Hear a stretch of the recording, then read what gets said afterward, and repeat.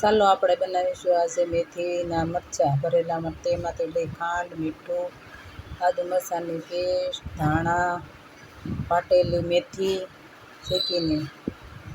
ત્યારબાદ આપણે બનાવવાનું ચાલુ. તેમાં નાખીશું થોડું તેલ, ખાંડ, મીઠું. ત્યારબાદ નાખીશું શેકેલી મેથી. ત્યારબાદ જીરા પાડીને આપણે મરચાં ભરી દઈશું. મરચાં મોળા હતા તે માટે મેં બીયા તેમાં કાઢેલા નથી. તો આ રીતે મરચાં ભરીને ત્યારબાદ લઈશું સાસ. તેમાં નાખીશું ચણાનો લોટ. ત્યારબાદ નાખીશું હળદર. ત્યારબાદ નાખીશું ધાણા જીરું. ત્યારબાદ નાખીશું ખાંડ. ત્યારબાદ નાખીશું મીઠું. તેને બરાબર હલાવીને મિક્સ કરીને તેમાં અઠા ન પડે તેમ ભાંગીને ત્યારબાદ ધીમે ધીમે હલાવીને થોડું ઘટ થાય ત્યાં સુધી હલાવો.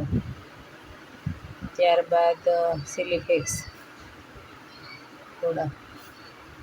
ત્યારબાદ હલાવીને ત્યારબાદ મૂકીશું થોડું તેલ ગરમ થાય તેમાં નાખીશું રાઈ, જીરું, 2 ચમચી જીરું. ત્યારબાદ નાખીશું લીમડાના પાન, હિંગ. ત્યારબાદ નાખીશું લીમડાના પાન.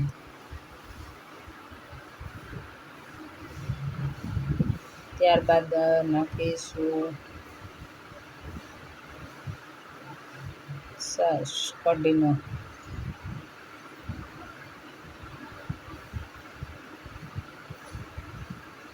વઘાર કરી ત્યારબાદ નાખીશું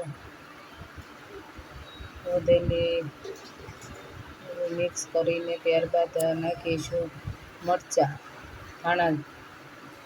ત્યારબાદ નાખીશું આખા મરચાં ભરેલા.